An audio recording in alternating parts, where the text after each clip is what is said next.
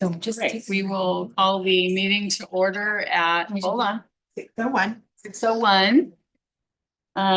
For the, sorry, special board meeting of the Rec Municipal Water District Board, March 13th. And may we have roll call, please? Thank you. Good evening. Hard to change. Hard to change, creature. Director Gardner, I'm here. Director Torres. Here. Director Instead, Present. Director Risby. President Roden.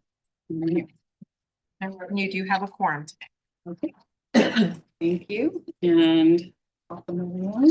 And do we have any public comments this evening? Director Roden, I do have one public comment. At this time, I'd like to call John Russo. Mr. Russo, if you'd come to the front where it says presenter, Sure. and you will have 3 minutes.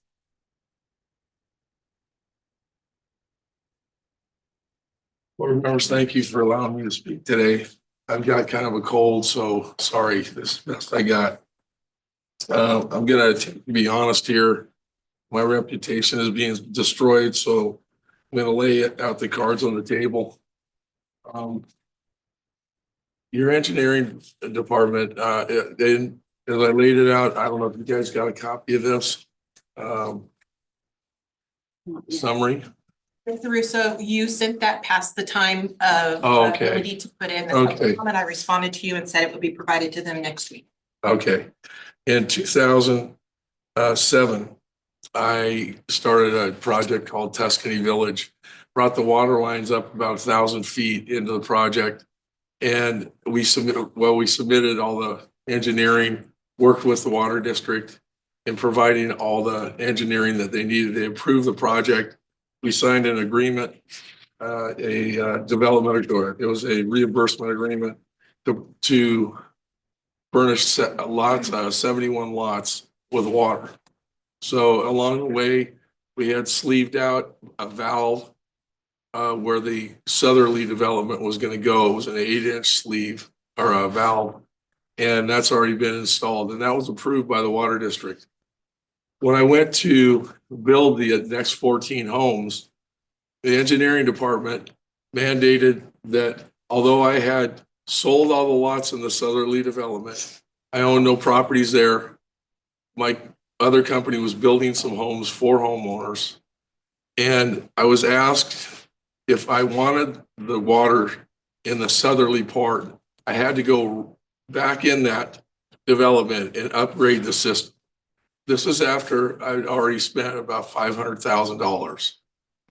So I don't think it's fair. I think, especially for a small developer, I don't think it's fair that you should burden any developer really. But now that I'm building the 14 homes on the southerly side, they wanted me to engineer a water system another 1,300 feet, which I was very explicit that I would never build anything out there. I only own 12 of 40 lots, and there was no way I could amortize those costs into 12 lots to be able to put a water system in. But they didn't care. They're going beyond the point of my 14 lots and requiring me to put in all these upgrades. Now, I believe that, and I believe so, my legal counsel believes that there's been a ruling in the Supreme Court where a municipality or a government cannot overcharge or burden a homeowner or a landowner. Now, I know your legal counsel here disagrees with that. I'm feeling pretty confident, though, that the Pacific Legal Foundation, who represented George Sheets, believes that this is burdening one developer. So I'm sorry to interrupt you, but your 3 minutes is. I count, he still had 5 seconds. Oh, sorry, I was watching the timer. You can Pardon. have 5 seconds. If you could just, Yeah, I'm requesting that I only put an 8-inch line in. We could do it as an as-built. There's 5 houses that are almost Thank you, built sir. Your time is up. and they're ready to be Your time moved is in. up. Thank you. Now, did you Your get time Peter? is up. Did you get Peter and I's? Your time is up. I understand that. At this time, if there's anyone else who would wish to make a public comment, you may do so now. Do we have anyone in the audience who would like to make a public comment? Yeah, I'd like to. Up to the front.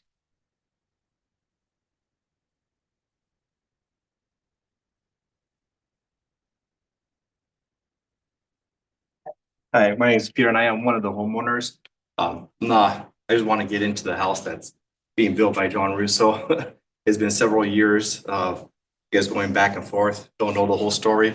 That wasn't part of the whole negotiation or whatnot. I have over 15 years in construction, building water, wastewater treatment plants. Also done pipelines for a sewer and domestic. So doing an as-built to change it from a 12 to an 8-inch shouldn't be that difficult. On here, I saw a comment saying that the engineering department has to go back from the beginning to redo a bunch of studies or whatnot.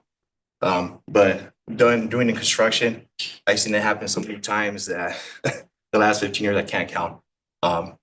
So that's my only comment is just want to move into the house. So do my neighbors. We've been waiting and waiting. I know it's not your guys' fault or anything like that. We're just trying to move into the house. That's my comment. Thank you guys for your time. Thank you. Do we have anyone else who wishes to speak? All right, thank you. Public comment period is closed. We'll move to action agenda item number 4, Worcester Municipal Water District Retail Rate Workshop number 2. All right, thank you very much. So we are here again. We completed workshop number 1. We have a rather lengthy presentation for workshop number 2. Let's go to the next slide. We'll give you there's the path where we're going.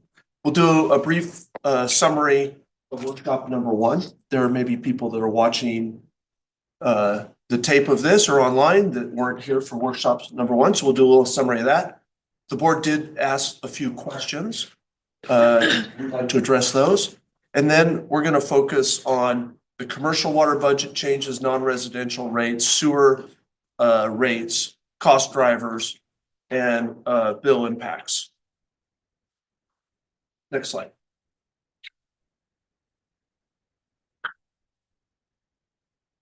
All right, so workshop number 1 was residential water rates.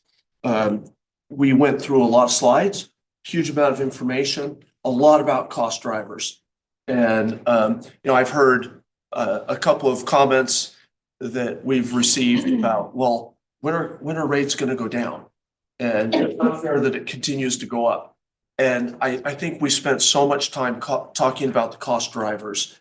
And I fully understand people think that way, but our philosophy on rates has always been to keep rates at the bare minimum that we can keep them at, which means that we really are following inflation. And that's really important. And I think we spent a lot of time talking about inflationary drivers and other cost drivers. So we're going to review that a little bit. Let's go to the next slide. So let's get back to the foundation of the importance of the product that we provide and the service that we provide. And we all know that water is essential to everything we do. It's essential to our lifestyles, our families, the way our neighborhoods look, but it's essential to the economy and the environment. And all that has to be covered by what we do. Water is in every part of our lives. Next slide. We still address this, unlike private companies.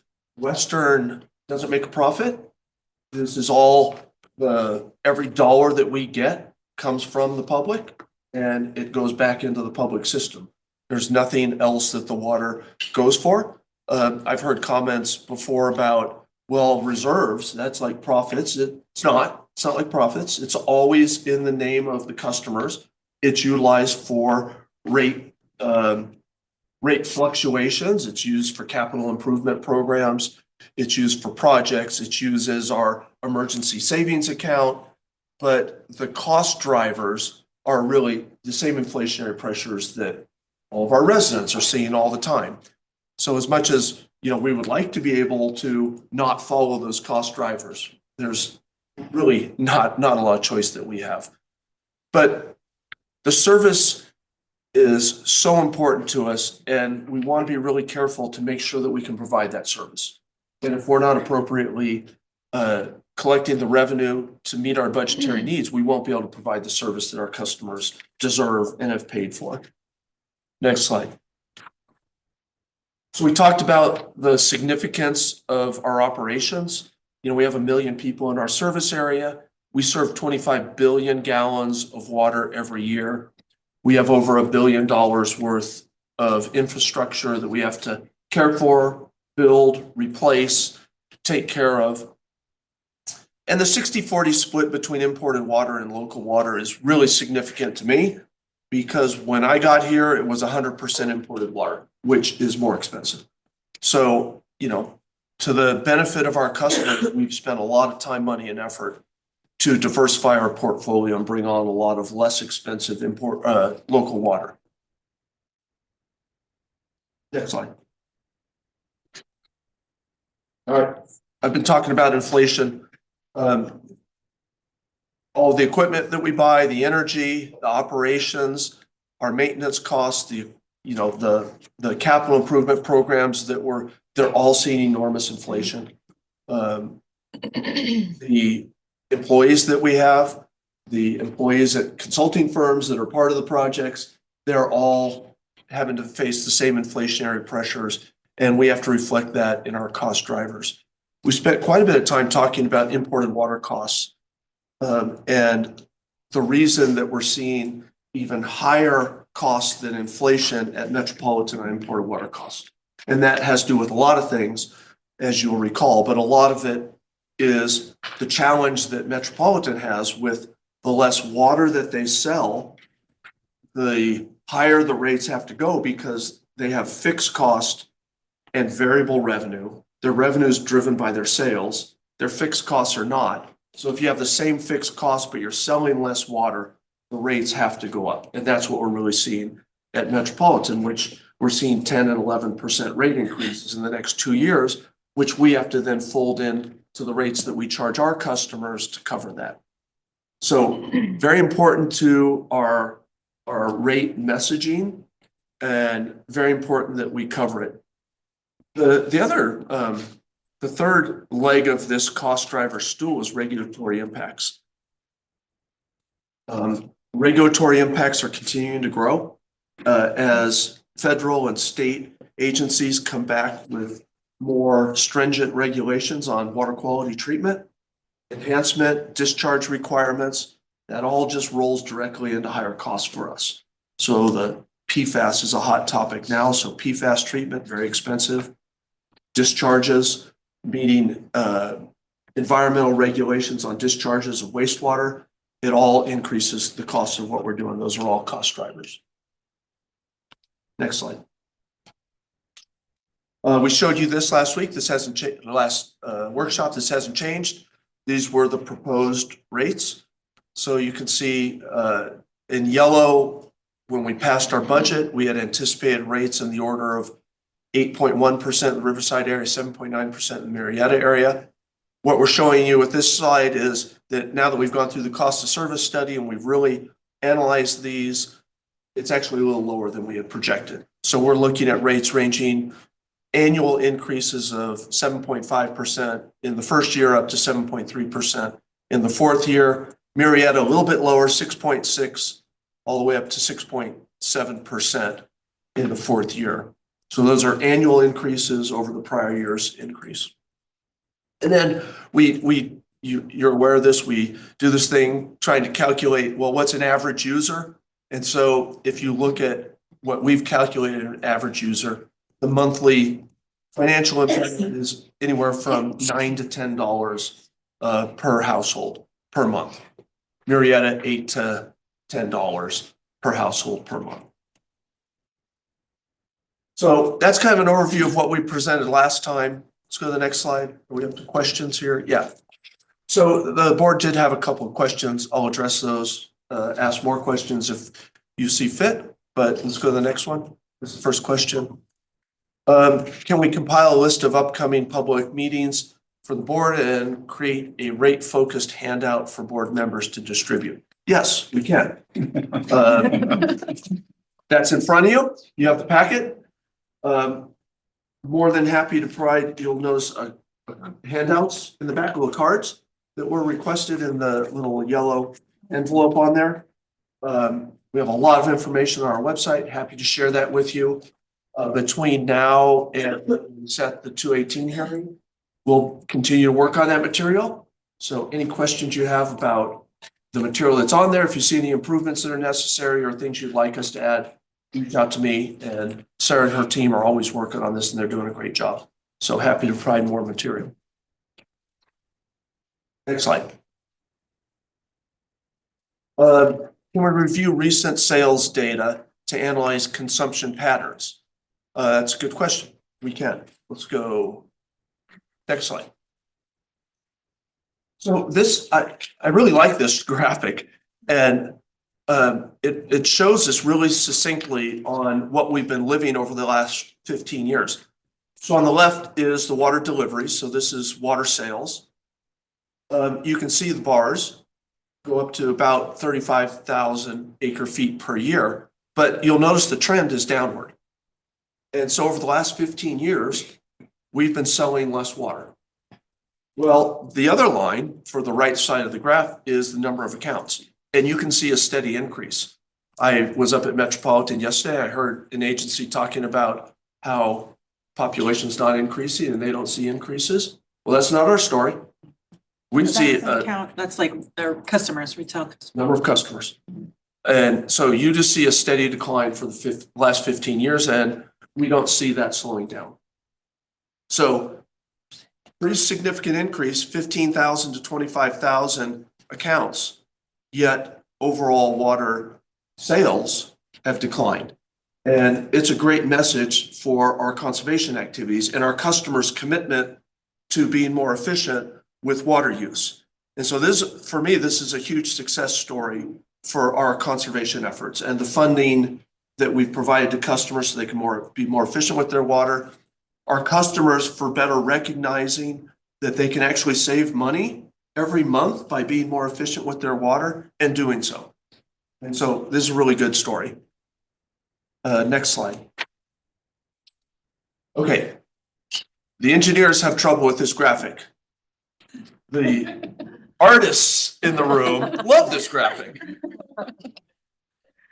If you look at the x-axis on the bottom, it covers ranges. So this is looking at the average residential per capita, per person water use. So back in 2007 to 2009, it was about 242 gallons per person per day, indoor and outdoor water use. Then between 2010 and 2019 is when we implemented our water budgets. And we really started pushing our efficiency programs. And you can see that by 2019, there was a very significant drop in per capita water use. And then in the period 2020 to 2024, we further adjusted our water budget structure based on the drought that was happening over that period. And our customers responded again and dropped all the way to 127 gallons per person per day. So another really good story. And people ask me about this. We've got other charts that show this. I love the simplicity of this one. I like the artist rendering of data. This is good. Good job, Grace. But people ask, how the heck did you do this? And this is just a really great story for budget-based rate structures. Financial incentives and disincentives to get people to really use water efficiently. What isn't shown on here is how monthly water bills have really dropped because of this. So if you had a customer perspective on this, you would see that they paid less for the water too.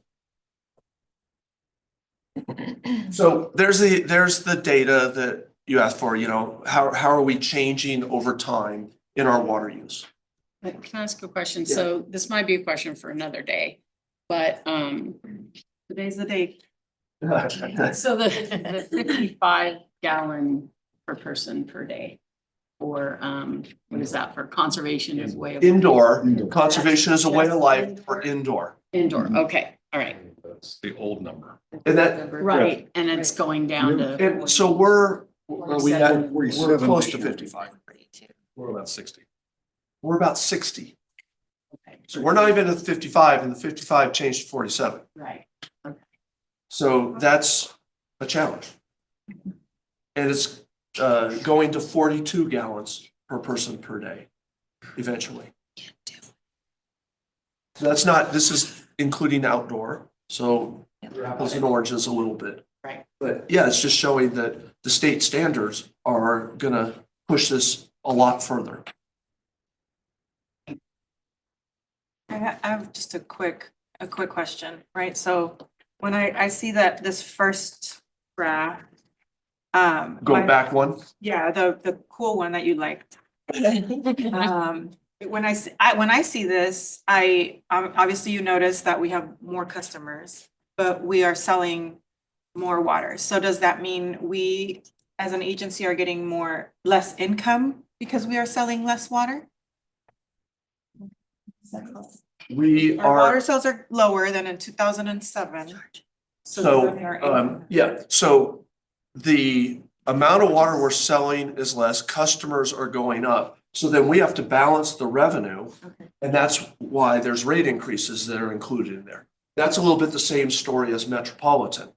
Ours is a little different because on our bills, a vast majority of the costs are fixed costs and we have fixed revenue on the bill. So we're not as dictated by volumetric sales. Less impactful for us. But yes, we're still generating the revenue we need because rates are going up. So they're using less, but rates are going up.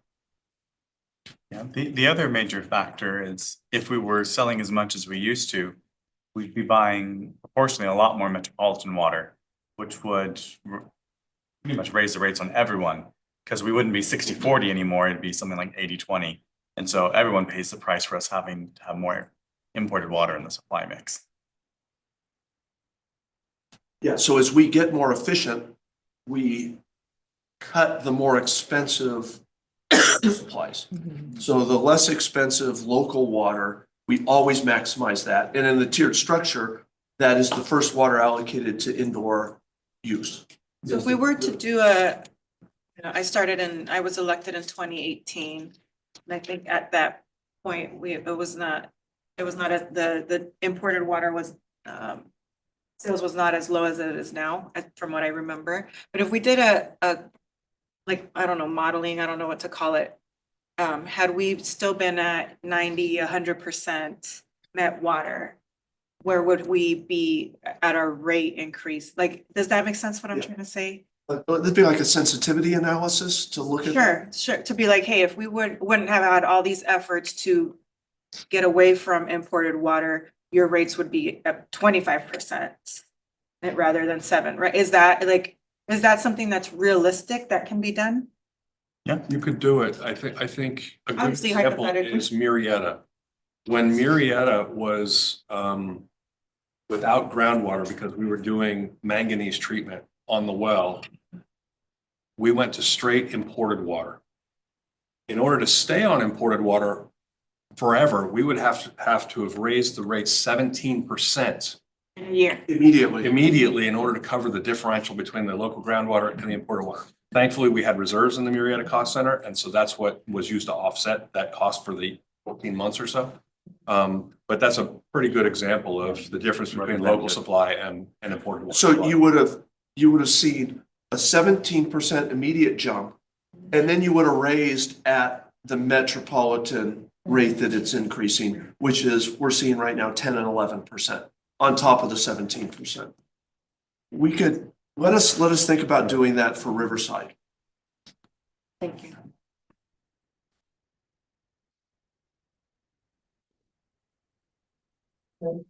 Next slide.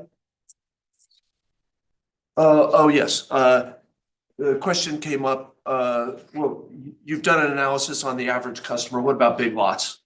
So next slide. So we did that. So we looked at the 70th percentile customer and said, okay, well, what does that mean for larger lots in both Riverside and Marietta? So the percentages change just a little bit. They drop a little bit. I think what the question really was probably for the second half is, well, what's the dollar impact?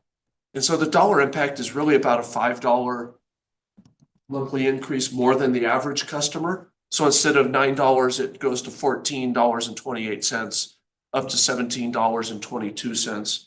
I think that's about a $5 difference. And Marietta, I think it's about a $4 difference. So when you say 75th percentile, that's in the amount of usage? Yeah. Okay. So yeah, the. For a higher usage. Bigger yard, bigger budget, bigger usage. So it's not, I don't really judge whether that's a small increase or not. Everyone will have their own opinion, but $4 to $5 per month more than an average customer. And the average customer was about $8 to $9 a month of increase with the rate adjustments. Next. All right. So that's the review class. That's part of the review. Let's move on to our subject matter. Get a drum roll. Are you on, Rick? I'm so excited. I get to rest. Rick gets to cover the rest. So Rick, go ahead. Yeah, so now we get into all the new subjects, which are really the meat of this presentation. Sewer. Yeah. We'll make it interesting, I promise. But covering kind of a variety of topics. So the first is, well, what changes to our water budgets do we need to make? We'll cover non-residential customers, since we covered residential customers last time. And then a big part of the focus is the rates that we didn't show last time, which are the sewer rates. And then we'll get into some details on a new option for customers to engage with us and the rate adjustment process. So let's go to the next slide. So here, from time to time, when we just actually heard about that, we need to adjust the way that we calculate budgets for our customers, the water budgets that are the basis for their bills. With a tiered rate system, we assign efficiency budgets to our customers. If they exceed those budgets, they go into the higher tiers. So what budget they get is important. Well, the one type of customer that we're proposing to make a change for on this one, so it's not all of them, it's just commercial and it just applies to landscape. So this wouldn't apply to residential at all. And it is to essentially get into alignment with new standards on water use efficiency that apply to commercial customers. And so this is us getting in alignment with new standards. And so the way that outdoor budgets are calculated, there's a factor, an efficiency factor, we call a landscape efficiency factor, that goes in and it applies towards essentially how big the landscape is and these other calculations which determine essentially how much water you need for that landscape. And so currently we give a 0.8 factor, and what the proposed change is for any current customers that would lower a bit to 0.63, which really represents a mix of landscape, not just turf grass anymore. It would be some turf grass, some mixed shrubs and efficient plants. For new accounts, so new customers, that threshold would start even lower at 0.45, which is in alignment with the new standard. So again, this wouldn't apply to residential. It's just the outdoor component. And it also wouldn't apply. We have some special sort of situations, we call them special landscape areas, things like schools or parks or these kinds of things. It wouldn't apply to those. But this is the only budget change. So I'll stop here if there's any questions because it's a little technical.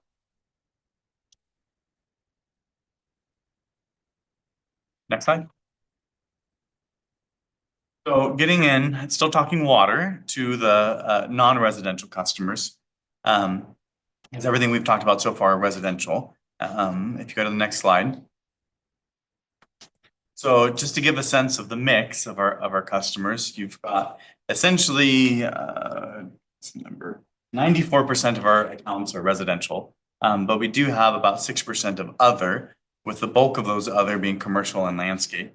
And then roughly about 50 accounts apiece between agricultural and then really just in distinct small service areas, March East and then down south in Rainbow. So when we talk about these next slides, this is really just affecting, for the most part, commercial and landscape, those Is accounts. landscape like a golf course? It Could be, could but be. technically our only golf course is recycled water. So doesn't apply to this. No, what's another example? So a park, Parks, okay. a school, Those places. school landscape, a landscape in front of our building. So Yeah, any account which is purely outdoor landscape. Otherwise, it's usually a commercial account, Right. which is a mix, or can be a mix. Next slide. So with the bill impacts, I talked before about budget impacts. Now there are a handful of actual rate structure changes that are being proposed, but they're only applicable to these non-residential customers. And all of these come from a direct impact of a board action in December, which was to bring in financially, to consolidate. We have essentially a couple of very small customer groups, non-potable or non-drinking water customer, and then the March East customers. And so we sort of brought them into the overall main fund, which is our Riverside drinking water customers. And so by doing that, it impacts a bit of how we calculate rates. And so that's what all of this is about that I'm going to be talking about in the next couple of slides. It comes from that December action that the board made. Probably the big one up front is currently we have two types of non-potable or non-drinking water customers, agricultural and landscape, as we just mentioned. Going forward, those two customers, which currently have slightly different rates now, would have the same rate going forward. Essentially, it's very hard to justify going forward the way that we've done things, having a distinct rate. They have the same water supply. It's all an integrated system. There's very little distinction between them anymore. So they would have the same rate. And that's for cost of service and Prop 218 adherence principles. So that's the big one, is we'd have just one non-potable rate for the future. Go to the next slide. So this gets down into breaking down what components of the rates were different before between these three groups that we've now consolidated, and what's going on now. And so the main difference is before, our customers, these three sets of customers, paid different amounts for the portion of their bill that's based on water usage that contributes to paying for Western's operations and maintenance. They paid, for various reasons, they paid slightly different amounts. Going forward, they all paid the same amount per unit. Because we're recognizing this as an integrated system, it's all the same amount per unit. They already before paid the same meter charges per month, and so that would continue. Frankly, most everything is the same except for that one piece, is that component per unit that was contributing to paying for our system and maintenance was different, and now it's the same. And then the other piece is in the March East section, that was about 50 customers I was talking about. They had an additional charge to help repay a loan for some infrastructure that was built to benefit them. And when we consolidated, we paid back the loan, so now they don't need the surcharge anymore. So what all this means is now the only distinction for non-potable rates versus drinking water rates, or non-drinking, think recycled water and normal drinking water, is the cost of the water itself. That's what's going to distinguish the rates. Everything else is the same. And non-potable rates are much less expensive. So we'll see actually a first year decrease on the non-potable rates to reflect this. You'll also see in March East a first year decrease because they don't have the surcharge anymore. So those are the major changes on rate structure.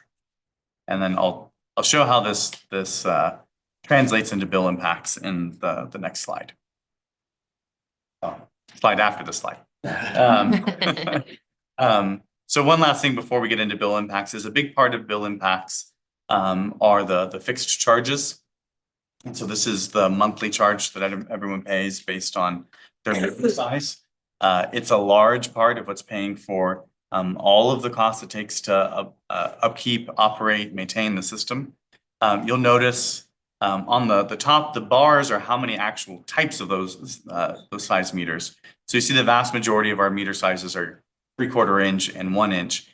And then you go up to the very large sizes, 10 inch and 12 inch, and we have a total of 8 of those, the very large ones. And those are all actually non-potable accounts. So Anything, sorry, what size? If you go to the 10 and 12-inch ones, those are all non-potable accounts. So the one thing I'll draw attention to here is every other meter size has the exact same increase per month, which is about 8.7%. We are finishing a legacy action on the largest meter sizes. You'll see that they're at 11 and 15% increases. Essentially, we're getting them caught up to paying proportionally the same amount that everybody else pays. And this has been a multi-year action to slowly transition them so they're paying the same amount proportionally that the rest of our customers pay. By the end of this 4 years, they'll be there, and that, at least that's the plan. And so the good news is that with the other changes that I just mentioned that benefit the non-potable customers, their overall bill impacts will actually be relatively minimal. So we're increasing this part of the bill, but the other part of the bill comes down a bit. So overall, it's actually fairly minimal. So now the real side that I was getting at. And so there's a lot of numbers on here, but I'll speak to the main themes. So these are all of those different types of categories of customers that we were just talking about that are not residential. If you remember, residential customers are seeing between a 6 and 7% average bill impact. Largely, these are all the same. So I'm going to talk about where the differences are. So the good news is commercial and landscape drinking water are in that same range, that 7 and 6%. Also, Rainbow is in that around 7%. First year is about 8%. So we're all seeing the exact same themes as a residential customers. Is the highlighted one a correction? It is. My copy. Okay. It is. Yeah, we had a typo. It shows up as 9% in the earlier version, but it's really 7%. This is correct. Yeah, this is correct. So where you will see a major difference is what I was highlighting before, is your non-potable customers. You see landscape and ag at that first year decrease for landscape, because they're starting out at a higher number, 11%, and ag at about a 5% decrease. And then you have normal inflationary increases take place after that. We have to do it this way because we can't charge more than the cost of service. So where we can, in reverse, we can charge less, which is why you see rate smoothing, because really we're saying rates are actually should be up here, but we're charging less using reserves or other resources. We can't say cost is down here and then we're going to charge you more and blend that in over time. So it looks odd to see a first year decrease, but we have to, is the main point for cost of service and Prop 218 principles. And then the other decrease I pointed out earlier was March East, and that's that first year, almost 19% decrease. And that's because the surcharge drops off. So that's the effect of the surcharge going away. And then you have normal increases after that.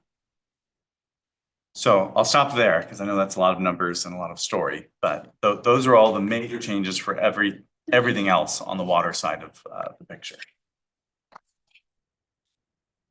I do have one. So back to this chart, rate structure changes starting FY 26. Your explanation definitely made this much more clear to me because I wasn't getting all the same, different, what all that was. So water supply, currently, they pay a different amount for their water supply. If the customers have a different type of water supplying them, they will pay different rates. So now we do that, and in the future, we'll continue to do that. They pay for the cost of the water that they're getting. Meaning whether it's recycled or not recycled. Right. So for instance, non-potable water, we're either getting from the wastewater treatment plants as recycled water, or a large amount of that comes from wells that we don't treat the water for. And so that is much less expensive water. And so they get the benefit of not having to treat the water, and that gets rolled into their rate. Right. Thank you. I understand, if you can go back, I do understand what you need to, or forward, you need to go minus and then go up. But that would only take you to about 3.4% in the next 3 years. Am I doing the math wrong? So I added the 3 positive years and subtracted 11.3. Is that not? Oh, That's about right. So overall, it's a slight increase once you go down and then go back up. Yeah. so you're calculating it's after 4 years, the overall net effect of that is a 3% rate increase. Yeah, you have to do the math. But is that correct? Everything else is going up apparently, 7-8%. Yeah, the difference there is you also have other factors like we might be getting more non-potable supply. So if you increase that a little bit, it overall lowers the cost. And so this takes in a lot of different factors, but yes. So essentially for the landscape, non-potable and March East, the increases are very Very low. And this, although it may look strange, this really does speak to our commitment that we don't charge any more than we have to. So when we look at the numbers and there are real reasons why to lower that, then we follow what the math and the science says. Well, to Craig's point earlier about when you reduce rates, you reduce rates when you're supposed to. And it's despite our costs continue to go up. And we've got to cover that somehow, but we don't charge more than our cost of providing the service. And if something in that cost calculation is down, see a rate reduction. Yeah, and so then we end up internally having a conversation, and Rick was kind of highlighting this before. It's like, well, if it's going to go down 11% in the first year, and then, up 7.6% in the next year, shouldn't you just smooth it so there's not really hard explanation of how to explain that? And we really aren't allowed to. So we're just, it is what it is. Because if that would force us, as Rick was explaining, to smooth that, then you would have to not reduce the rate 11.3% in the first year. Maybe it would just be no rate increase the first year. And then instead of raising it in year 2, 7%, it would be no rate increase again in year 2. Well, that would be fine for year 2, but year 1, we violated Prop 218 because we charge more than the actual cost of service was. So it wouldn't allow us to do that kind of, if the true cost is a minus 11%, we have to do that. We can't overcharge just for a smoothing. Well, and for March East, we had a surcharge that went away. So We're giving it back. Yeah. That results, that's a cost we no longer pay. So we no longer collect for it.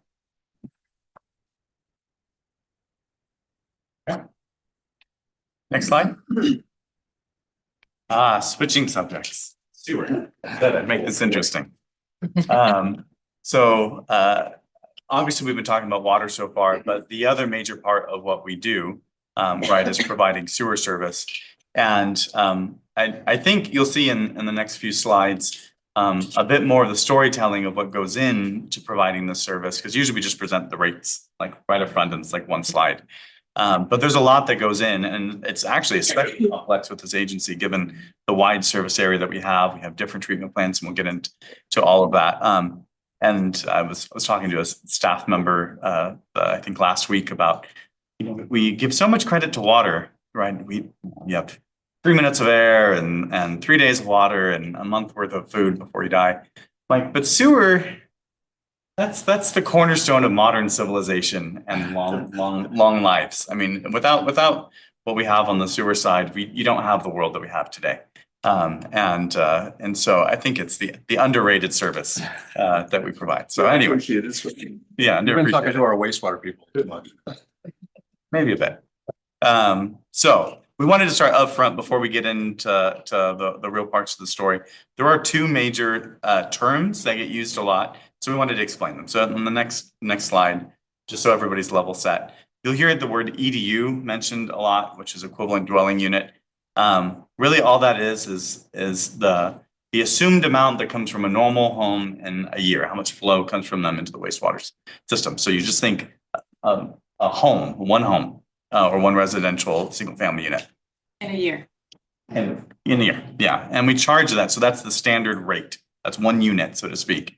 When we talk about billing units, because most of our accounts are homes. So that's the rate that it's based on. If you're not a home, what we'll do is we'll assign you an equivalent amount of EDU. So an equivalent is the way that it works out. And so, for instance, if you have an apartment complex, we'll look at how many different units that you have and how big that they are, or if you're a restaurant, well, what's the seating space? Essentially, how many people are going to use that restaurant, things like that. And they just get a different EDU count. But think billing unit when you think EDU, and it's equivalent of one home. Next slide. And the next one that we talk about, you hear MGD quite a bit, which is 1 million gallons per day. And all of this is referring to the standard unit of the flow capacity, how much our treatment plants can treat in a given day. So when we talk about the size of the plant or how much it can handle, we talk in MGD, which is the equivalent of 1.5 Olympic swimming pools per day, is what can be processed for 1 MGD. So just to give a sense of perspective. Next slide. So getting into the sewer rates, just like we did with water, I'll give you the rate impacts up front so you know where we're going. And then I'll get into really the story behind what's driving those increases. So you'll see the end result up front, and then we'll get into the why. Next slide. So with sewer, we have several different service areas. We call one the La Sierra service area, which is in Riverside, La Sierra area. And I'll get into more details about what drives that rate increase. You have Wharf, which is based on the treatment plant that's in this area. So this portion of Riverside. And then the distinct Murrieta area, which actually has 2 treatment providers. So it has 2 different rates based on that. So in the yellow, just like before, you had what we assumed in the budget. And then to the right are the average impacts per month for each of the 4 years that we're looking for increases. So last year, you'll notice that we had assumed 4.5% in the budget, and we're actually looking a little bit more at 6.7%. I'll talk about it in more detail, but the essential reason behind that is as we do a deeper dive in the cost of service, we realized that we didn't have sufficient reserves to fund the CIP at the level that it needed to for replacement. So the rates need to bear a stronger burden than just what was in the reserves before. So it's all about infrastructure investment, and we needed to just collect more on rates than we did at a more simplistic look in the budget. On the Wharf side, you have essentially the same assumption as we had in the budget, around low 7%. And in the Murrieta side of things, you will notice a lower rate than we had assumed. We had assumed about 7%, and you'll see almost all of our customers are the Syrah customers or from the Syrah treatment plant. So roughly about 4% instead of 7%. And the big reason for the difference there is in the cost of service, we do a more detailed analysis of account growth. And we took into account the real development that we anticipate over the next few years. And as you have more accounts, they share the fixed costs better. So their participation helps lower the rates for everybody else in that sense. So that's most of the story up front, and we'll get into the details of each. Any questions here before I get into? Okay. Next slide, please. So as I was mentioning earlier, right, sewer is a critical part of us sustaining the community. I think most people associate sewer service with what could just be magic. It just disappears. Flush, right, or goes down the sink, goes somewhere. But that's our job, and 24/7, 365. And so, but it takes a lot to do that. So this is where we'll talk a little bit about what goes into that service, and the costs that go into the rates I just mentioned. Next slide, please. So there's really 3 major stages when we talk about sewer service. You have the first part of the system, which is taking it from your home and getting it to the treatment plant. So this involves a lot of infrastructure, collection pipelines, and if you need to, lift stations to get it there with elevation changes. Once it gets to the treatment plant, you have a tremendous amount of mechanical components, energy intense processes, and chemical intense processes in what is the real magic to take it from sewage to clean water by the end of it. And so when we're done and it comes out as the equivalent of recycled water, two things happen, is we either release it back to the environment, such as the river, or it gets used again in things like cemeteries and golf courses and medians and parks and things like that. Next slide. So here, as I was alluding to, we have different rates because we have different service areas, and we have different service areas because they're treated by different plants. And so this is all treatment plant based. And so we have 3 key facilities. The first we call RCRA, gotta have our acronyms. The second WRF, which is local to here at the headquarters. And then the third, SRA, or the Santa Rosa Regional Resources Authority, which is down in Murrieta. Next slide. As we shared on the water side, there are some major categories of expenses. And so the categories get a little different when we talk about sewer, but upfront, just to say, about 40% of our overall costs relating to sewer are really for a handful of checks that we cut on a monthly basis to external service providers. And so these are big checks we send if we have a third-party provider like RCRA or SRA or independent agencies, so we have to pay them based on rates that they set. Or we send out checks to Edison to pay for all the energy needed for the plants or the lift stations, or our chemicals provider, things like chlorine, bleach. And then we have a hauling service that takes all the solid waste and then transports it actually out of the state. And so just those handful of checks are 40% of all of the expenses in here. Roughly another 50% is everything else. So that's mostly labor and benefits and everything it takes to run the plant. And then all the miscellaneous supplies and services and lab testing and things like that that go into it. And about 15% overall directly into infrastructure, whether on an ongoing basis or through paying debt that we use to pay for the infrastructure. Next slide. So cost drivers. Next slide. This slide should look familiar. And so on the water slide, we had things like this being the primary one, inflation. You also had essentially met inflation and regulatory. Here, it's almost all just inflation, but it impacts sewer a little bit differently. So for instance, we've been seeing 10% increases in energy on a year-over-year basis. The normal construction costs for capital projects and our wastewater treatment plants are usually pretty capital intense. It takes a lot to keep them going because of all the mechanical processes. And so we've seen 8% annual increases there. And then obviously labor and everything else has seen about 5%. But some components have been especially impacted by inflation, chemicals being one, and I'll show an example of that in the next slide.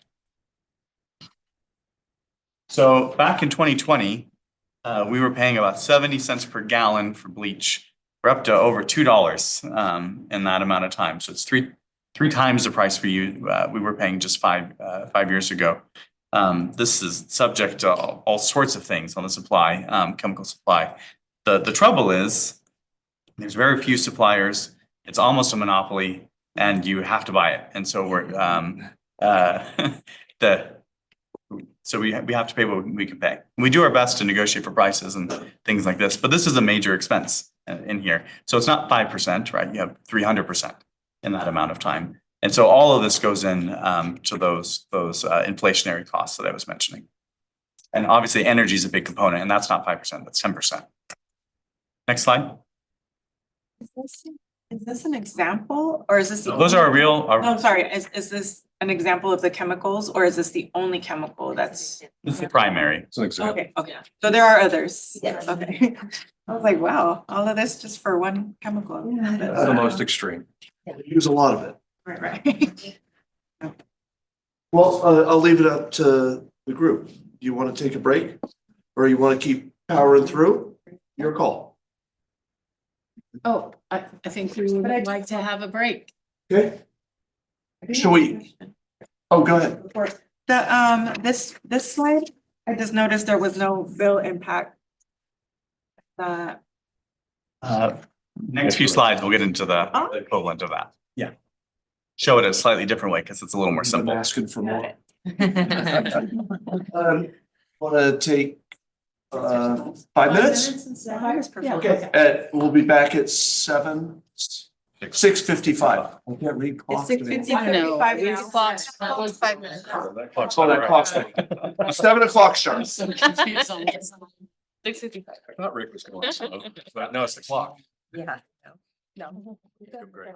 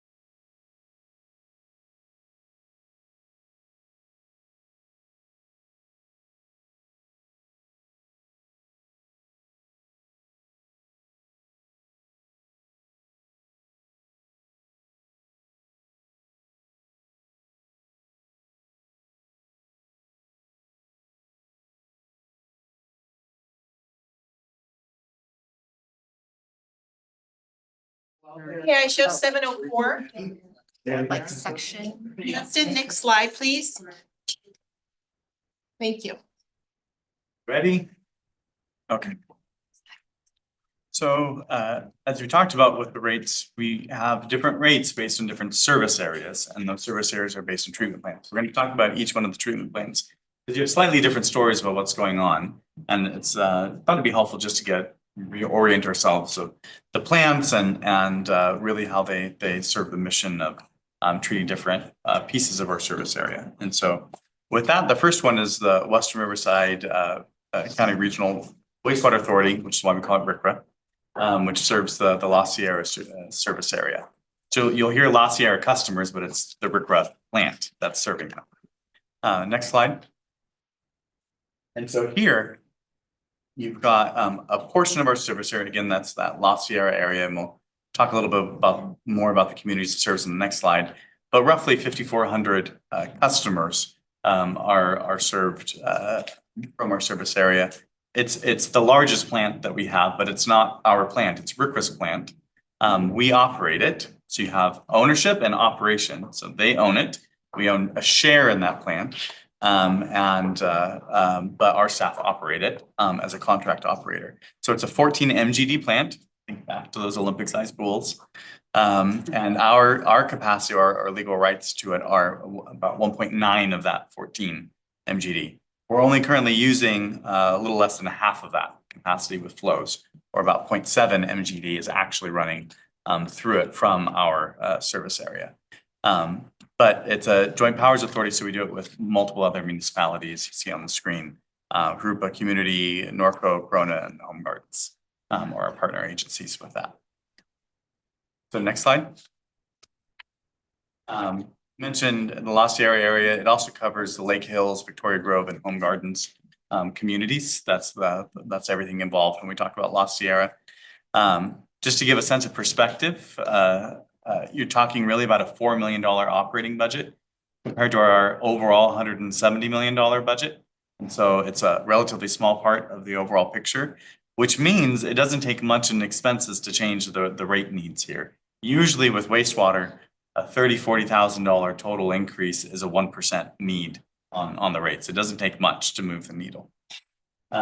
Here and for the La Sierra rates, we did try and utilize reserves to smooth things out. We saw some larger increases up front, so to smooth it, we used reserves to keep it to that 7% figure that we were looking at, based on an overall annual increase from the service provider of about 7%, which is why you see rates in that category too. This is the area I was mentioning we were higher than what we budgeted because we have to pay for more of the ongoing CIP needs at that plant through rates instead of through reserves. And so that's why it was higher than budget. And next slide. So Director Torres, to your comment on showing the bill impact. So you have it here in graph form. And so you have 6% annual increase, 6.7% annual increases.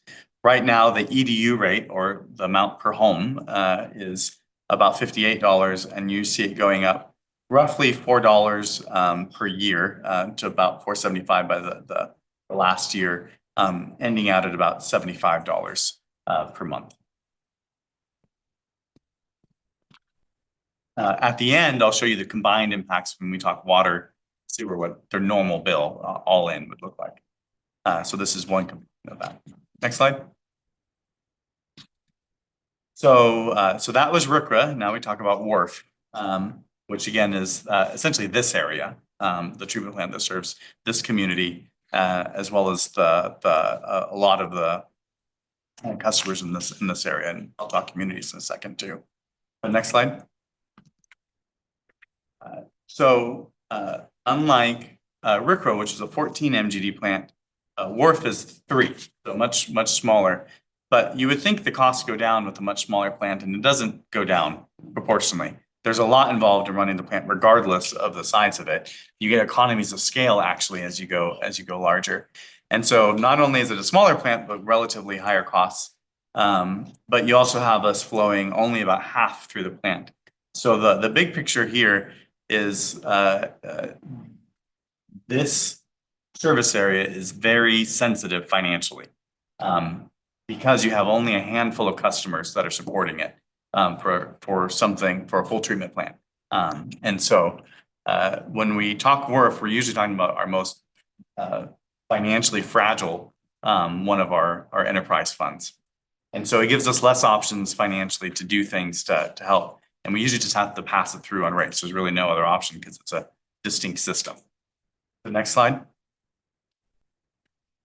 So as I mentioned, this area, but you have the surface area includes everything from March Air Reserve Base, Mission Ranch, Voltage Springs, the whole Calco Woodcrest, just essentially the larger area around here. Again, a $5.5 million budget. And when we talk about growth, that's customer growth. So relatively small, typical customer growth, nothing special going on in the service area that we saw in the projections. Inflation at about 5% for all the different factors impacting this plant. But we do have, which brings it to the higher percentage, are really two things. Is one, we have higher debt service because we've had more capital projects. There's a lot of work going on at this plant, as there's continued to expect to be. That's what happens with plants. There's a lot going on. And the other is we don't really have any reserves. And I put that at a high level statement. So we, in some sense, need to replenish reserves during this process too, just really just to break even, because we've been borrowing from other funds to fund things that were unexpected in the past. So all that to say is you'll see a higher rate that goes with this per month than the other funds, but it's because we have to. There really are no other options, and there's only there's a smaller customer base than the other ones have. So And maybe I'll add a little bit about that background. Director Densted's the only one who's been around long enough to know the story. But when we this is pre-me also, but we had to upsize the plant. The plant was old, dilapidated. The flows in the area were growing past the capacity of the plant, so it needed to be upsized. The minute it was upsized to a 3 MGD plant, the economy took a downturn.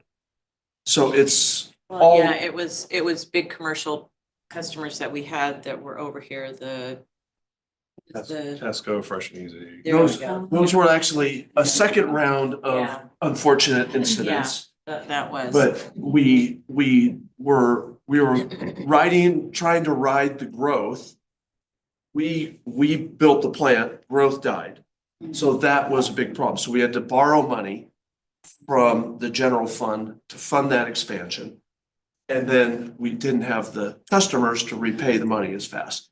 And then what Director Densted is talking about is we had some really big users, commercial users, and then they went belly up and left. And so it's kind of like a double hit to the WRF plant. So we see 1.7 MGD, which is really good compared to where we were for a really long time.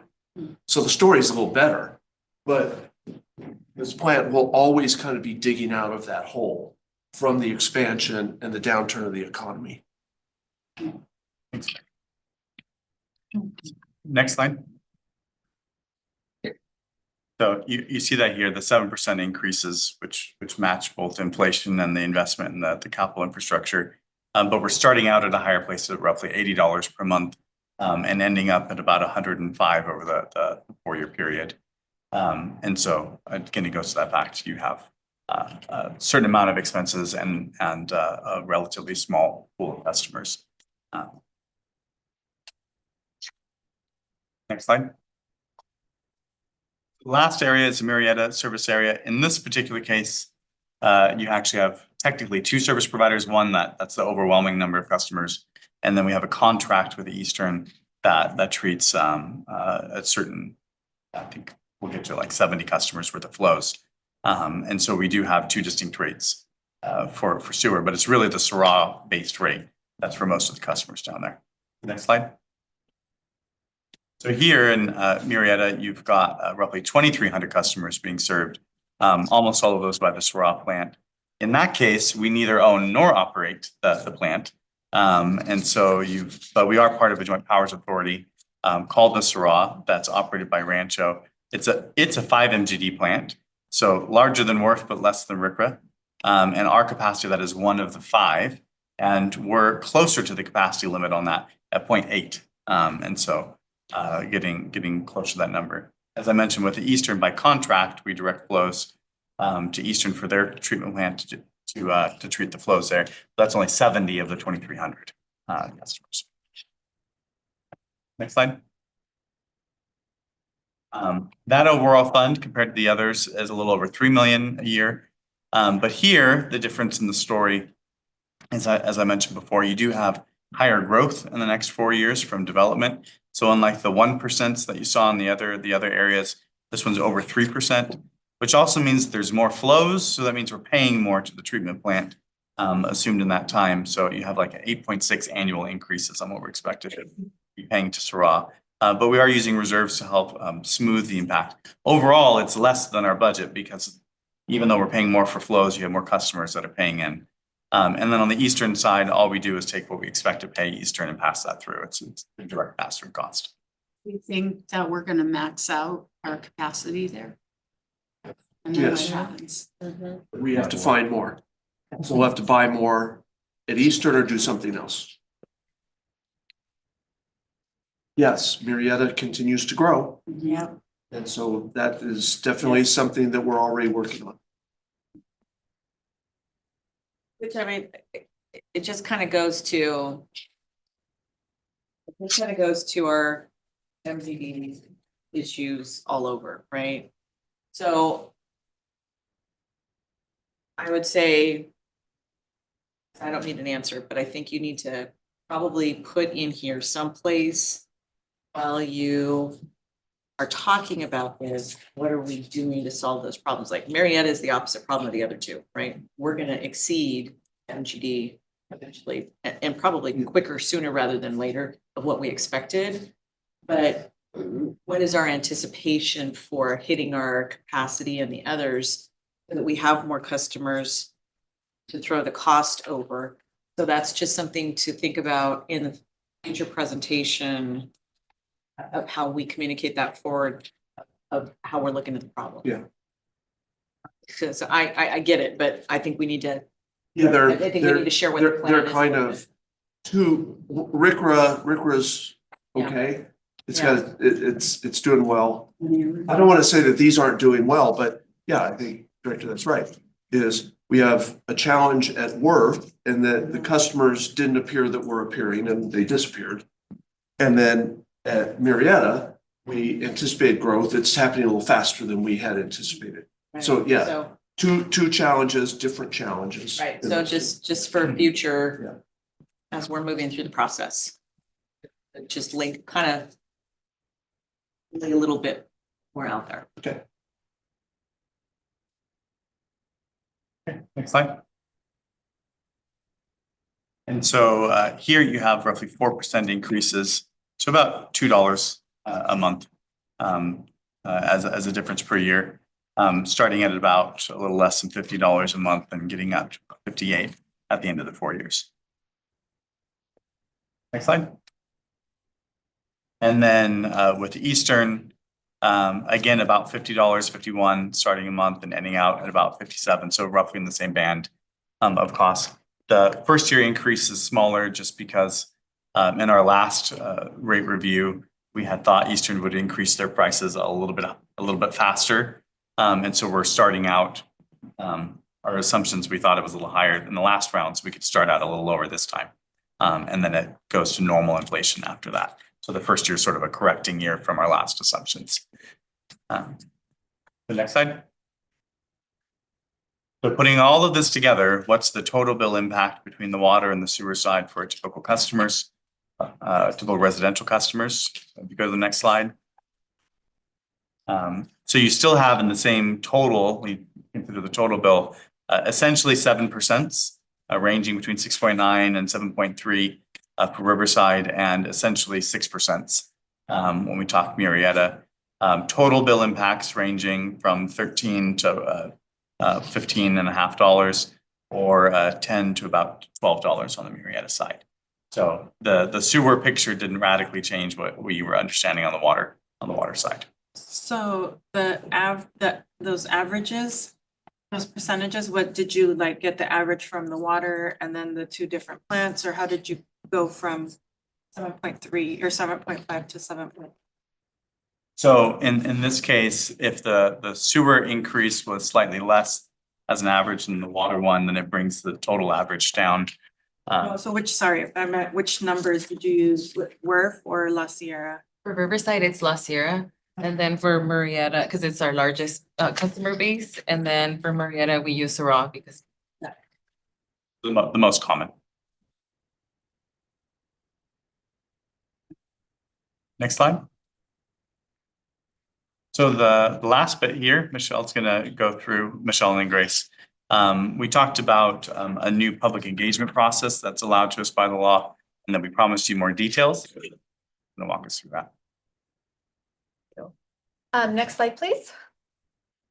So, public participation is key here at Western, and we want to make sure that our customers always know how they can engage with us through this rate adjustment process. So, we want to make this clear, for our customers what we're going to be doing. So, you guys are familiar with Proposition 218 and the protest process and the written protests that come through.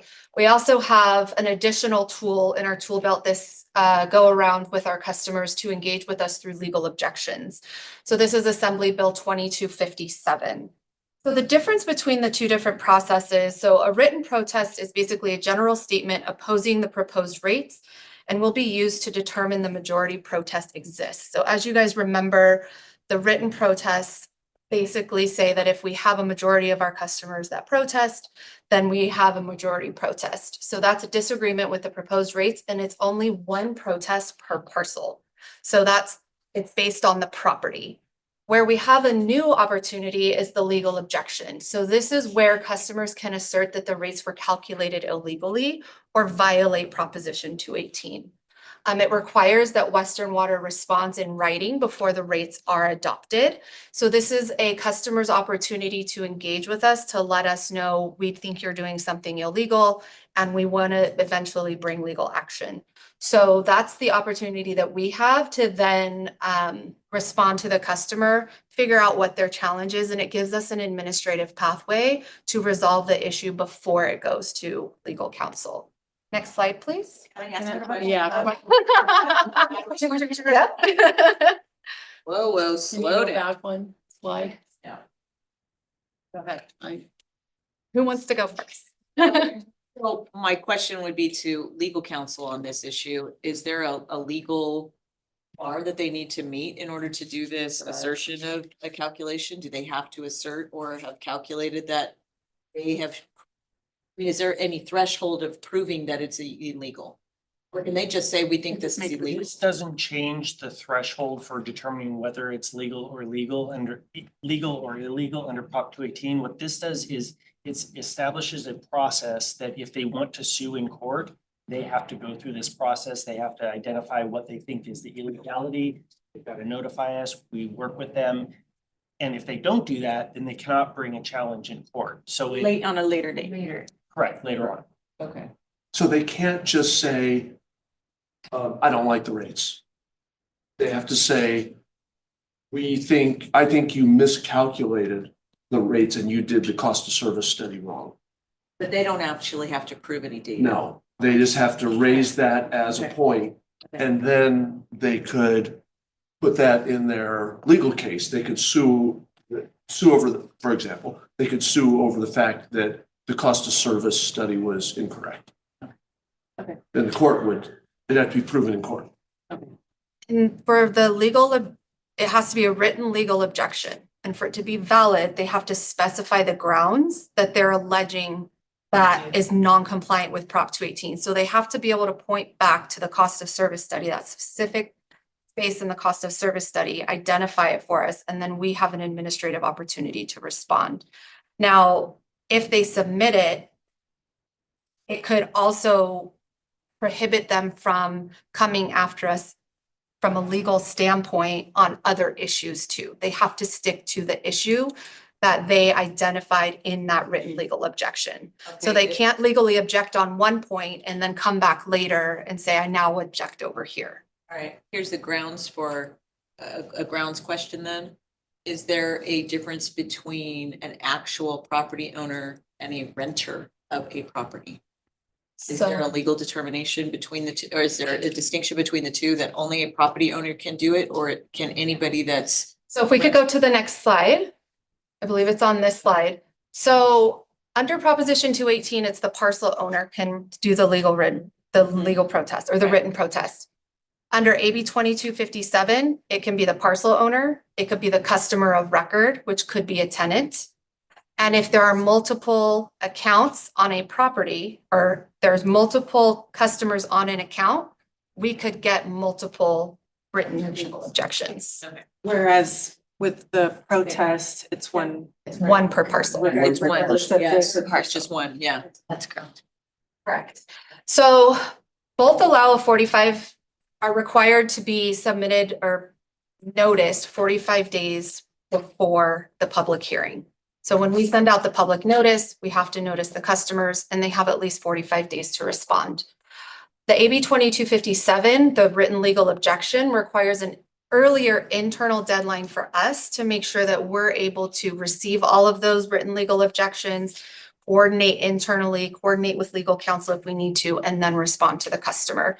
So in a few slides, I'm going to go over the timeline with you guys and you'll see where that piece fits in. Both allow submissions via mail and in person. Those are required options. We here at Western Water like to go above and beyond for our customers and make sure that we're being transparent and accessible. So we are still allowing for that email to come through. It does still have to have a hand signature on the objection or the protest. And we do verify service addresses, we verify the property owners, we verify customers, and we verify the signatures. Are these instructions somewhere? These will all be on the public notice. Yes. So protest also has to have a wet signature? Yes. Okay, next slide, please. So through the mailed public notice, we are going to provide procedures on how they can ask questions, what the difference is between a protest and an objection. We get pretty into the nitty-gritty on that. We tell them how they can submit it. We give them addresses, we give them locations, we're going to give them an email address. And then we basically give them a bullet point list of what needs to be included in a protest and what needs to be included in a valid legal objection and who can submit for both of those. So it is very clear, it's in plain language, it'll be on the front page of the notice. It's going to be really hard to miss. Because again, we really want to ensure that public participation component of this process. So to be considered valid under AB 2257, the complaint has to state how the rate calculation is incorrect. We hit on this again because that's one of the biggest components that is the difference between a protest and the legal objection. One is I generally object, I don't like the rates, I'm not happy with them.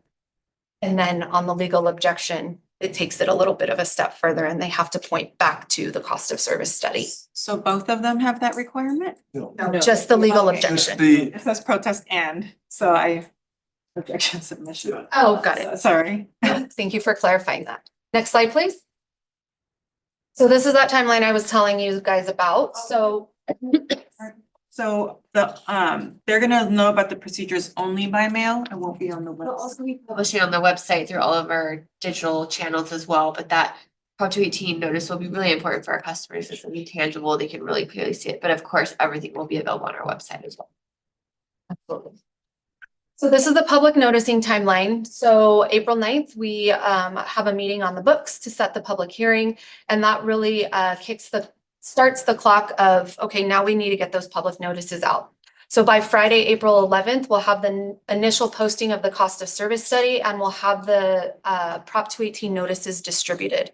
So that really is our drop dead deadline to get everything postmarked out to the customers so that we ensure they have that 45-day window to either provide the written protest and or the written legal objection. May 27th at 5 p.m. That's a Tuesday because Monday we are closed for the holiday. Again, we are only required to provide 45 days and it would have been May 26th. So we are extending the timeline for our customers to make sure that they have that extra day after the holiday weekend to engage with us if they want to. And that'll be the written legal objection deadline. From there, We have the written response to the objection deadline. We will have all of our written responses out by June 4th at the end of the public hearing. So that is a legal requirement. So we have a good window there to respond to our customers. We'll have the public hearing on June 4th. And then the Prop 218 written protest deadline does not end until the end of the public hearing. So that gives customers the opportunity to come, do an oral public comment if they want, and drop off their letter of protest if they choose to do so. Questions on the timeline? And again, this will all be posted on the website, so it'll be on the notice, it'll be on the website. I imagine we'll probably communicate some way through all of our digital channels as well. Slide, please. With that, I get to pass it over to Grace. Hi, good evening. I'll provide a brief customer feedback and sentiment review. Next slide. So you've seen this many times in my presentations, especially if you're at ComGov. But basically, we're getting into April and we have rate information sessions, stakeholder meetings, and like Michelle touched on, the Prop 218 notices will be mailed. All of that to say is we've really ramped up our outreach and it'll continue into April and throughout the process, but April's really like that zone where we're doing a lot of meetings and providing more outreach to our customers. Next slide. I really want to focus on customer feedback that we've received. We know that rate increases aren't easy for everyone. No one wants to see prices going up. Life has been really expensive for everyone lately. But our approach is centered on providing customers with the information that they need to understand these changes, not necessarily to convince them to like a rate increase. We want to ensure that they have the facts, that they get their questions answered, and that they understand the drivers, the factors that are driving this proposal. So transparency through the process remains our goal. To that end, we are engaging with customers through multiple channels, emails, social media, direct mail, and then through community meetings as well. We're also mindful that in the conversation is the political narrative around inflation, government spending, and efficiency. So that kind of plays a role in shaping the sentiment that we're hearing. But these factors are beyond our control. And so we continue to bring the conversation back to Western Water and there are specific challenges, our long-term investments, and how we maintain reliable service. We are starting to see some local leaders and engaged community members step up to provide some kind of backing to us. So they share factual information and they help counter that misinformation that we see sometimes on social media. And so far, the feedback has been centered on affordability, the rising cost of living, inflation, essentially, meeting times for these types of meetings, and then the specific cost drivers and the specific rate. They want to know what that is.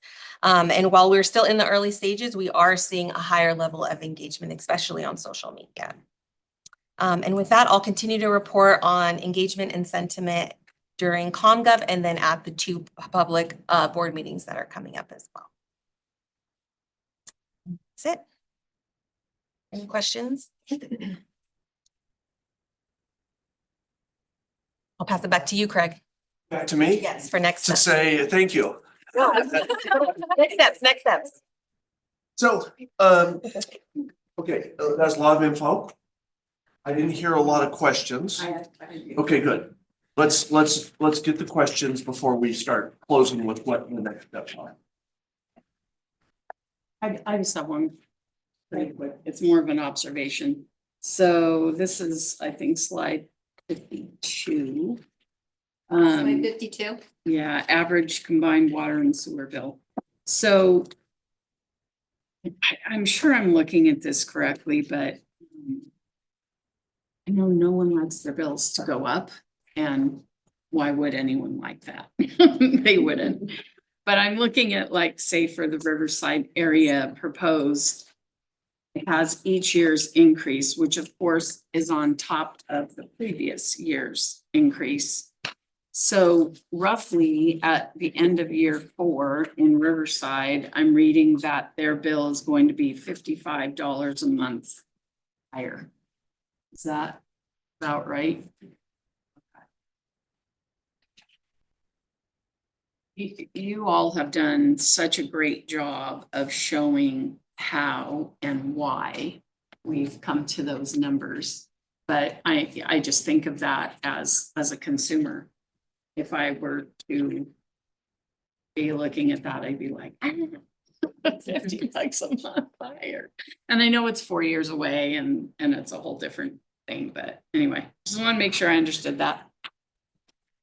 So that's my only question. Brenda, did you say you had? Yeah, I have a couple of questions. We go back to slide 59. Okay, so for this, well,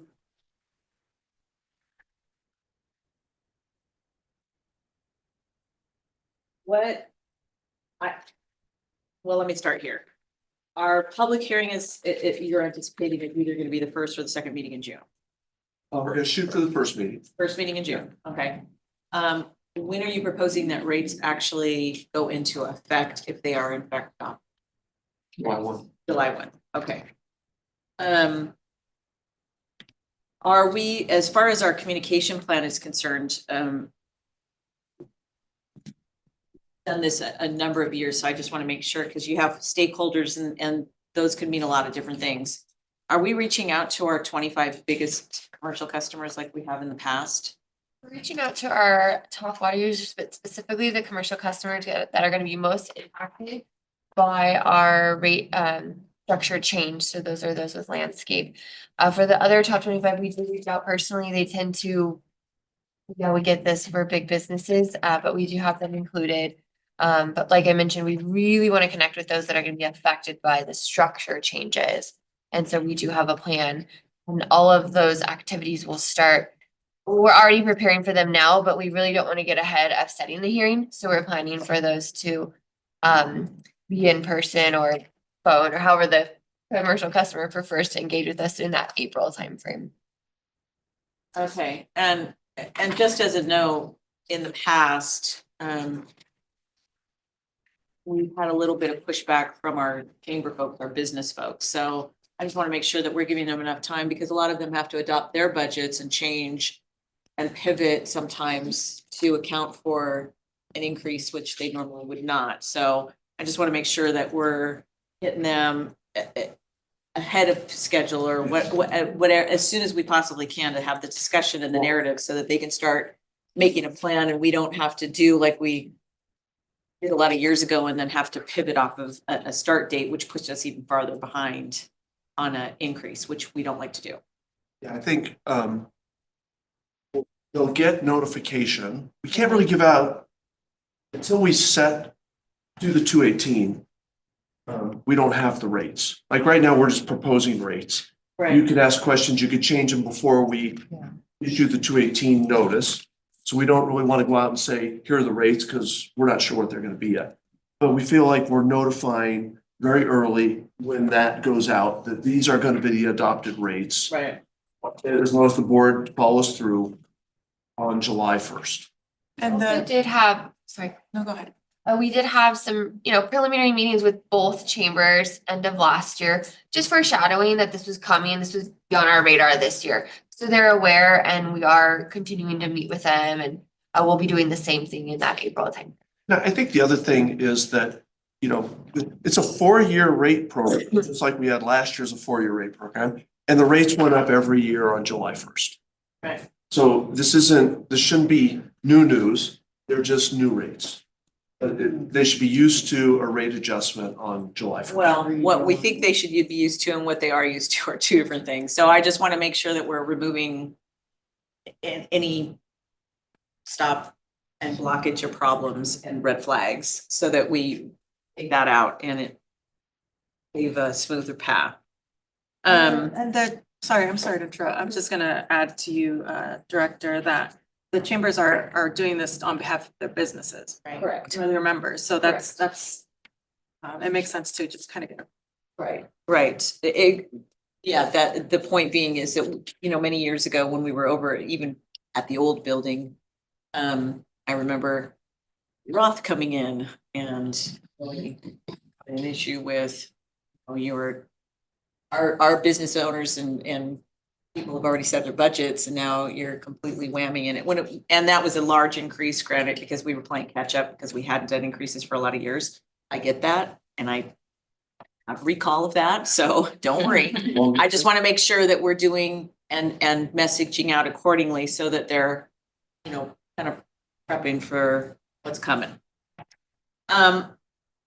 This is not an answer I expect now, but I would like to know at some point, what is our debt service on WRF? Like, where are we at? What's the timeline on that debt service? Because, you know, when we signed the bonds on that and we built that, and was it 56, 57 million back in the day? I just kind of like to know where we're at in that process and when's the end date on that. So I don't expect an answer at all on that now.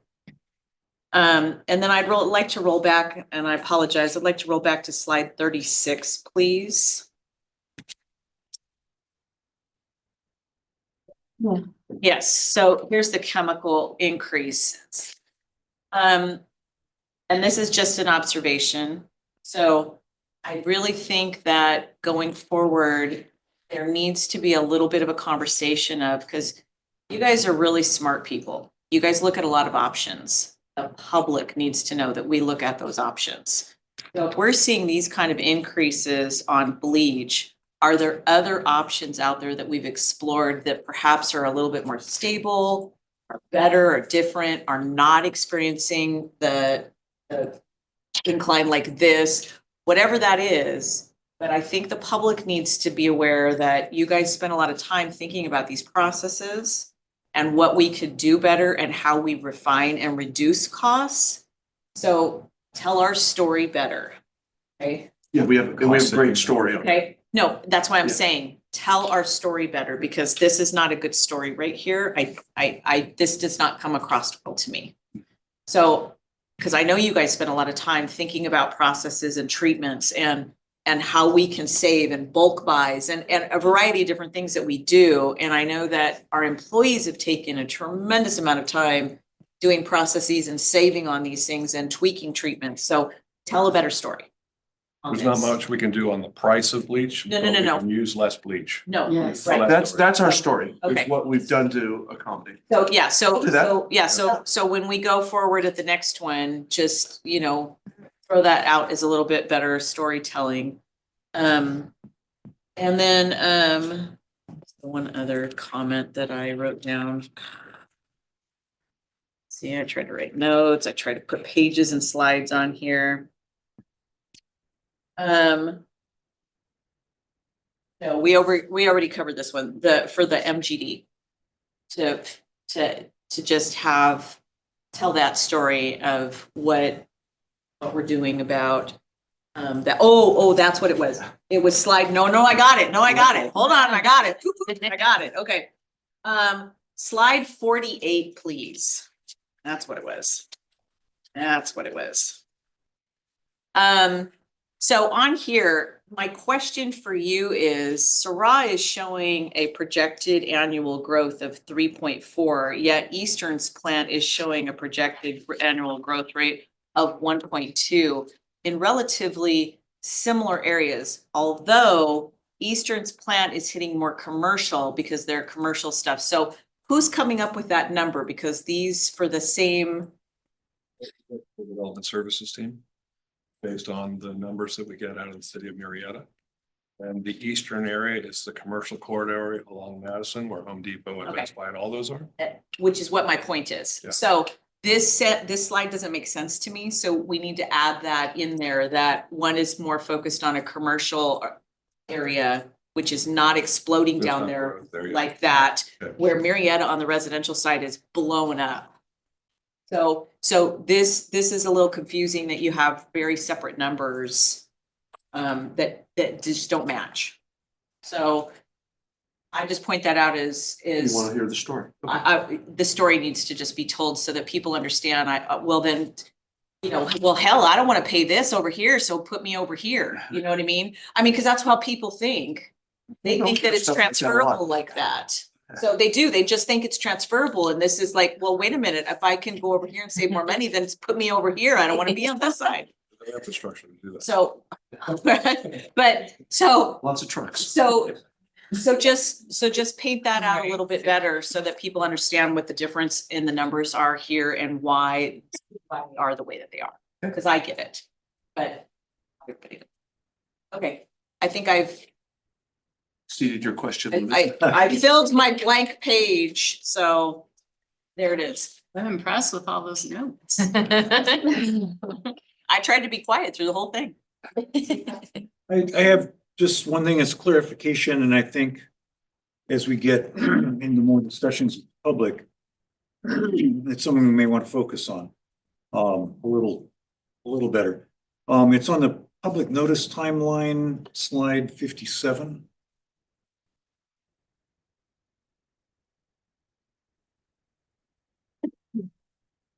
And it deals with the AB 2257 objection deadline. Our response for our date for a response is the day of the hearing, the beginning of the hearing. If a person has not had a chance to adjust the response, they're not precluded from going forward with legal action, or at least attempting to, are they? But if they didn't provide an objection, No, they provide the objection by the deadline of May 27th. yes. But they don't get our response until the day of the hearing. Oh, yeah, that would be our fault. They would still, I think, I believe they could still go forward. I think so. And the court would get to decide Yeah. yes or no. Their obligation is to specify the grounds with specificity, not be convinced by us. And if they've not had a chance to see our response and if they agree or not, they should say, but I don't know if I agree. The board takes action. But I think. Director, the reason there's that gap is because we have to provide you, our board, a response of all of the objections Right. before you take an action. And so we're just giving ourselves, we don't know how many we'll get. We're giving ourselves enough time to make sure we can put that in front of you. Good. So if we forgot someone, I'm sure they would still file their claim, but we won't forget someone. Yeah. Because Won't happen. we can't move forward, you can't move forward taking an action until we've provided you with all those reasons. And a person could file both a AB 2257 objection and a 18 objection. Absolutely. I just think that's important for people who have concerns to understand a little better maybe their routes and deadlines. Yeah, and because the criteria with the legislation on the objections is different. You know, if someone just says, we just don't like your rates, we think it's, water's too expensive, they can file that all the way through the hearing. Yeah. And, our process in the past is we present all the information, we take all the questions, and then we take a break and we count the objections. Protest. And then we tell the board whether we can follow through with the vote. Whether it meets the threshold Yeah. or not. Right. So my plan is to follow the same process. And somewhere in that hearing date, we typically say, if you have an objection that you've not filed, do it now, give it to our clerk. Do it now, we're gonna take a break. Protest. Protest. Be clear on the protest. Objection. Yeah. Objection deadline is. Because the Yeah. written protests are the only things that get counted as part of the majority protest. So if we are, Jeff, correct me if I'm wrong, but to decide if a majority protest exists to where we cannot move forward with the adoption of the rates, that has to be in the written protest under the Prop 218 process, not the AB 2257 objection process. Separate pathways. Yes. Yes, but customers can submit both. Right. But if they do only submit Prop 218 rejection, regardless of what happens, they can't come back later and sue and say, I realized there was a. That's the purpose of the bill. Is you And can't just come Is back. there a deadline to that? or if on June it passes, like, there, no more objection can happen, no more. Does Twenty-seven. that make sense? 27th, once May 27th comes and goes, they can no longer submit a written legal objection. And only the people who have submitted a written legal objection can then bring legal action to the issues that were stated within the legal objection. Prop 218, they can do it there on the spot. On the spot. And they don't have to prove any. No. You can do it in writing inside. And the parcel owner. I did not hit on, again, the transparency piece. We actually do provide draft letters for our customers. So that makes it even more easier to engage for our customers because they can pull up the draft letter, put in their name, put in their protest, and then sign it and submit it. So we are literally trying to remove every barrier possible for our customers. To Grace's point of, you know, it's not about trying to change people's minds. It's about making sure people are engaged and understanding what's happening. I have a couple.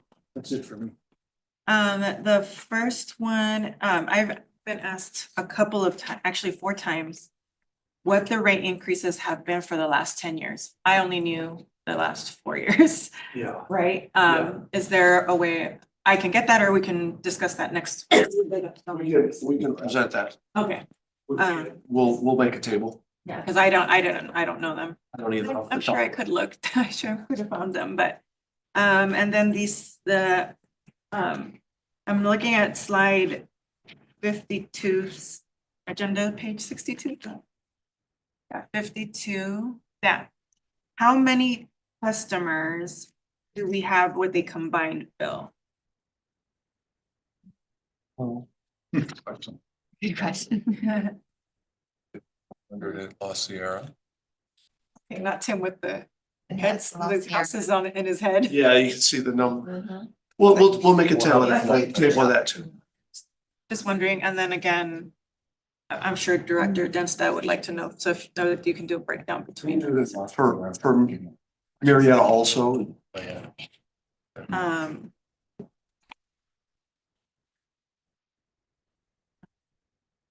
Oh, another question I got asked, and I'm sure you guys get this asked. I got, yeah, or it's like related to our salary or the salaries and positions being created. Tied to this, I don't know if there's a way to answer that or. present. Wait, what's the question? How many? I got asked, how many, new jobs are going to be open because, you raised our rate. Oh, okay. I don't know if there's a correlation or not. There's not, but we can certainly provide data on how many new positions we've added in the last 10 years of all the rate adjustments that you're asking about. We can go back and say how many positions were added each of those years, Okay, and so those. unrelated to rate increases, Right. but we'll provide the data.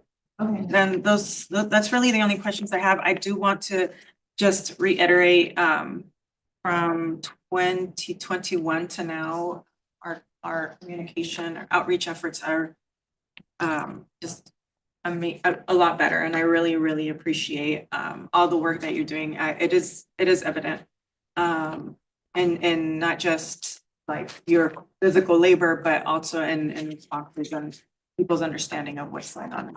And I really. Thank you. They've worked really hard. What we're here for. And they Thank really you for enjoy that. it.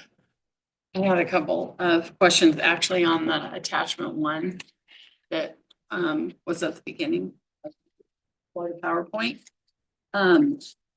Probably should know this, but what does HCF stand for? It's 100 cubic feet. 100 cubic feet, okay. Billing unit. That's a billing unit. It's right up there with EDU. It's an odd thing. 100 cubic feet are what billing units are in. And then my other question on that was on. Yeah, the third page of it's agenda page 8, but under the fire service fixed charge per month, and it has the pipe diameter, 3-inch, 4-inch, et cetera, et cetera. And it shows the current, and then as it goes further out, it's actually going down. It's like the 3-inch current rate is 27.76, and then it goes to 22.32, and then and then it goes up a little, but it doesn't ever go back up on that particular one to what our current charge is. So it's these are based on the Metropolitan's 10-year forecast of what their RTS obligation is increasing. And they do have 1 year where it's staying the same. And our growth assumptions is that we're getting more customers. So that's why you see that rate going down for some of those percentages. So because we're getting more customers, we're spreading out the Exactly. cost. Yeah. Okay. I mean, I was encouraged to see it going down. I thought that was awesome, but, and then I just wanted to say thank you. This is my first go around on the rate adjustment process. I came on the board not too long after you all had gone through this and put it together and approved it. And I kind of went, ooh. But I have to say that this has been, I don't want to use the wrong word. This has been a much more clear and understandable, not that I thought it was going to be confusing, but it's just been a very good process. And I just want to say thank you. And Rick, I don't mean to single you out, but you know, you're still new, but yet you're so Oh, he's natural not. at this. I mean, Realize that he was the administrator for Sarah. I got to meet up at Sarah. Well, Excellent job. So. I have to say, and I know He's got a long memory too. it takes the whole team, and I totally understand that, and I'm totally appreciative of that. But as I listen to you give these presentations and answer the questions seamlessly, I'm thinking, my gosh, it's not been all that long since you joined us. So thank you for that. And it instills even more confidence in, no, I'm very confident in all of you. I don't want to say something and imply, you know, a negative by saying a positive, but I just really, it's very impressive, and thank you for that. I thought the exact same thing. I'm like, you would have thought he'd been here Yeah, 20 years. exactly. Yeah, that's how it feels. So, So keep him so far? yeah. please. Not probation yet. Oh, he's not past probation. Oh my God. It's nothing I haven't seen before. Uh-oh. That's 3-1. Director Risby's here. Director Risby, I don't know if you have any questions. We've been ignoring you on Zoom. I thought I am participating as a public, so I didn't Oh. ask any question. I Sorry. wrote it down. Yeah. Just listen, I forgot the rules. Yes, Keeping the rules now. I I got the followed rules. the rules. Hi. She said she would contact you if she had any questions Awesome. offline. Awesome. Okay, are there I think. more questions? Okay, all right, moving Oh, forward. I then. did have one. Oh, yep. If we're gonna meet on the 26th. Yeah, so that's where I'm going now. Sorry. So given all those questions, I think a lot of those were kind of data-driven questions, not philosophy or policy or anything like that. Day. With the 26th? Yeah, so let me get to my point. My point is, though, I don't hear material that we need another meeting for. So we can figure out a way to get all the questions answered. We can do it at board meetings, we could do it at finance committee meeting, or we could do it at the 218 hearing. Because we're gonna, when we do when we set the hearing, we'll have another presentation on, you know, what we're setting and what the 218 notice says. So we can answer all of these questions at that point. But I don't feel the need to have another board workshop set aside specifically for this. I think we should, you know, I think you're right. The questions are more data driven, not policy, but I think, yeah, I would feel more comfortable with a third meeting because I had, you know, those questions. I would like to answer them sooner than April 9th. You know, Because I'm asking for people who are asking me.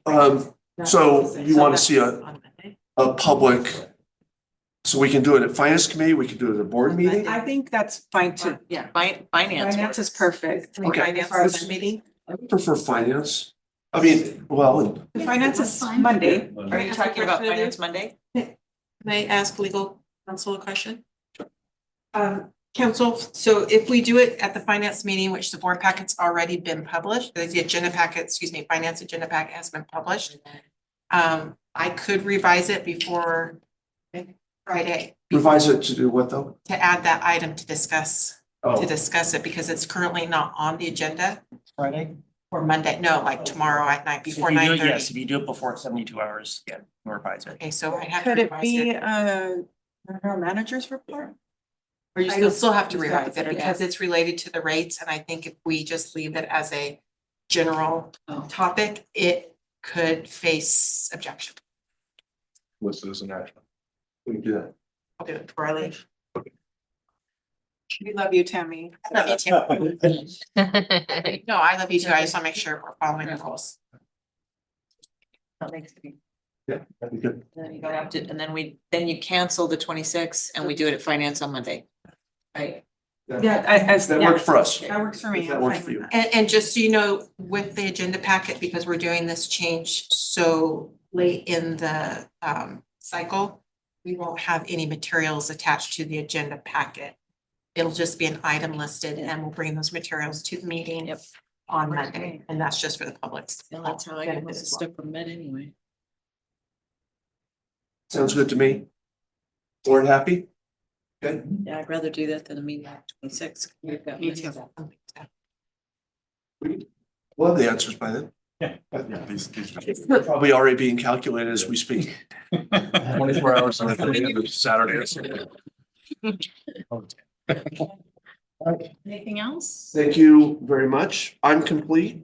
We're ready for item 5, I think. Item 5 is adjournment. Tammy will tell me officially. 8:01, please. 8:01. So we're adjourned. Thank you. Everybody.